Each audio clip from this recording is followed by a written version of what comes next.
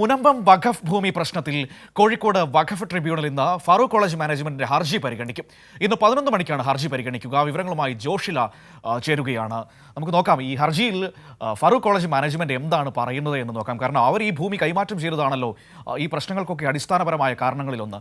Joshila, good morning. Good morning Manu.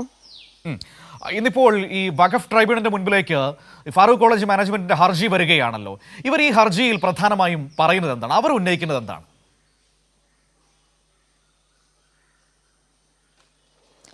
Manu, 1950 Munambam ഭൂമി സിദ്ദിഖ് സേട്ട് ഫാറൂഖ് കോളേജിന് കൈമാറുന്നത്. ഇത് ദാനമായി കിട്ടിയതാണോ അതോ വഖഫ് ആണോ എന്നുള്ളതാണ് പ്രശ്നം. എന്തായാലും വഖഫ് ബോർഡ് ഈ ഭൂമി ഏറ്റെടുത്തിരിക്കുകയാണ്. ഈ ഭൂമി ഏറ്റെടുത്തത് ഏകപക്ഷീയമായി ഏറ്റെടുത്തിരിക്കുകയാണെന്ന് പറഞ്ഞുകൊണ്ടാണ് ഈ ഒരു ഹർജി ഇപ്പോൾ വഖഫ് ട്രിബ്യൂണൽ ഫാറൂഖ് മാനേജ്മെന്റ് കൊടുത്തിരിക്കുന്നത്. ഈ ഹർജിയാണ് ഇന്ന് പരിഗണിക്കുക. അതോടൊപ്പം തന്നെ വഖഫ് സംരക്ഷണ സമിതിയും സിദ്ദിഖ് സേട്ടിന്റെ ബന്ധുക്കളും ഇത് വഖഫ് ഭൂമിയാണ് എന്ന് പറഞ്ഞുകൊണ്ടുള്ള ഹർജി കൂടി ഫയൽ ചെയ്തിട്ടുണ്ട്. ആ ഹർജി കൂടി ഇന്ന് ട്രിബ്യൂണൽ പരിഗണിക്കും. ഏകദേശം 11 മണിയോട് കൂടിയാണ് ഈ ഹർജി പരിഗണിക്കുക. ഈ രണ്ട് ഹർജിയും പരിഗണിക്കും.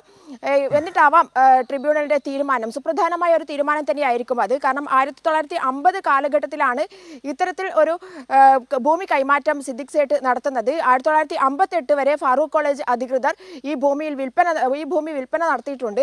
ഇതുമായി ബന്ധപ്പെട്ട് പിന്നീടാണ് കേസ് ഫയൽ ചെയ്യുന്നത്. ഈ ഭൂമി വഖഫ് ഭൂമിയാണ് എന്നുള്ള പേരിൽ പരാതികൾ ഉയർന്നുകൊണ്ടിരിക്കുന്നു. നിരന്തര പ്രശ്നങ്ങൾ ഉടലെടുത്തുകൊണ്ടിരിക്കുന്നു. മാത്രമല്ല, ഇതിനിടയിൽ പെട്ടുപോയ ഒരു സംഘമുണ്ട്. അവർ ഈ ഭൂമി വാങ്ങിയവരാണ്. അവരുടെ കാര്യത്തിൽ ഒരു തീരുമാനം ഉണ്ടാകേണ്ടതുണ്ട്. അവർ നിഷ്കളങ്കരായി ഭൂമി വിൽപ്പന നടത്തുമ്പോൾ വാങ്ങിയ ആളുകൾ മാത്രമാണ്. അവരുടെ കാര്യത്തിൽ കൃത്യമായ തീരുമാനം എടുക്കും. കുടിയിറക്കപ്പെടില്ല എന്നുള്ളത് സർക്കാർ നൽകിയിരിക്കുന്ന ഉറപ്പാണ്. ആ കാര്യത്തിൽ എനിക്കോ ജോഷിലേക്കോ പ്രേക്ഷകർക്കോ സംശയം ഉണ്ടാകുമെന്ന് എനിക്ക് തോന്നുന്നില്ല. ഇവിടെ ഈ ഫാറൂഖ് കോളേജ് മാനേജ്മെന്റിന്റെ ആ നിലപാടാണ്. ദൈവത്തിന്റെ പേരിൽ സാദിഖ് സേട്ട് എന്ന് പറയുന്ന വ്യക്തി ഫാറൂഖ് കോളേജിന് വഖഫ് ചെയ്ത ഭൂമി അത് എങ്ങനെ വിൽപ്പന നടത്തി? വഖഫിൽ സാധാരണ വിൽപ്പന കരാറൊന്നും ഉണ്ടാകില്ലായിരുന്നു, നമുക്ക് എല്ലാവർക്കും അറിയാവുന്നതാണല്ലോ. അതിന്റെ ഉദ്ദേശ ലക്ഷ്യങ്ങൾ എന്താണെന്ന് നമുക്കറിയാവുന്നതാണ്. ആ കരാർ എങ്ങനെ ആ ഭൂമി എങ്ങനെ വിൽപ്പന നടത്തി? ആ കോളേജ് മാനേജ്മെന്റിന്റെ രാഷ്ട്രീയ സ്വഭാവം ഞാൻ പറയേണ്ടതില്ലല്ലോ, അറിയാമല്ലോ. അപ്പോൾ അവർ എന്തുകൊണ്ടാണ് അങ്ങനെ ഒരു നിലപാട് സ്വീകരിച്ചത്? അതാണ് ചോദ്യചിഹ്നം.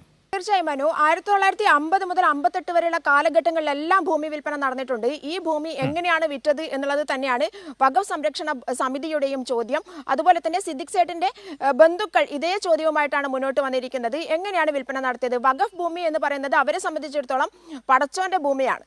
അത് എങ്ങനെയാണ് ഈ വിൽപ്പന നടത്താൻ ഇവർ തയ്യാറായത്? അത് ദാനമായി നൽകിയതല്ല എന്നുള്ളതാണ് വാദം.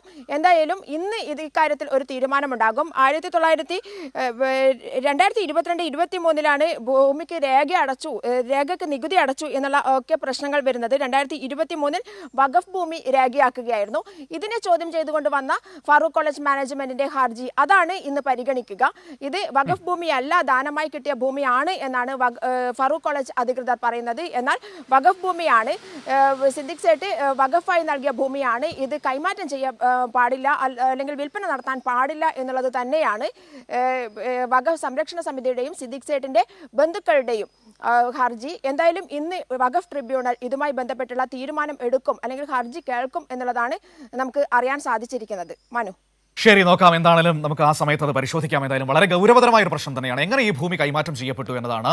ഫാറൂഖ് കോളേജ് മാനേജ്മെന്റ് പറയുന്നത് ദാനമായി കിട്ടിയ ഭൂമിയാണ്, അല്ലാതെ വഖഫ് ചെയ്ത് കിട്ടിയ ഭൂമിയല്ല എന്നാണ്. പക്ഷേ ഭൂമി കൊടുത്ത സിദ്ദിഖ് സേട്ടിന്റെ കുടുംബം പറയുന്നത് അത് വഖഫായി തന്നെ ഞങ്ങൾ കൊടുത്ത ഭൂമിയാണ്, അതല്ലാതെ മറ്റു രീതിയിൽ ദാനം കൊടുത്ത ഭൂമിയല്ല എന്നാണ് അവർ പറയുന്നത്.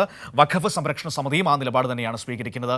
അപ്പോൾ ഇവിടെ കള്ളക്കളി നടത്തിയത് ആരാണ് എന്നതാണ് ഏറ്റവും പ്രധാനപ്പെട്ട ചോദ്യം. ആ ചോദ്യത്തിന് ഉത്തരം കിട്ടട്ടെ. ഏതായാലും ഒരു കാര്യം ഉറപ്പാണ്, അവിടെ നിയമപരമായി താമസിക്കുന്ന ഒരു മനുഷ്യനും അവിടെ ഇറങ്ങിപ്പോകേണ്ടി വരില്ല എന്ന കാര്യം 100% ഉറപ്പാണ്. അത് സംസ്ഥാന സർക്കാർ നൽകിയ വാക്കുകൂടിയാണ്. അത് നമ്മുടെ മുന്നിൽ നിൽക്കുകയും ചെയ്യുന്നുണ്ട്.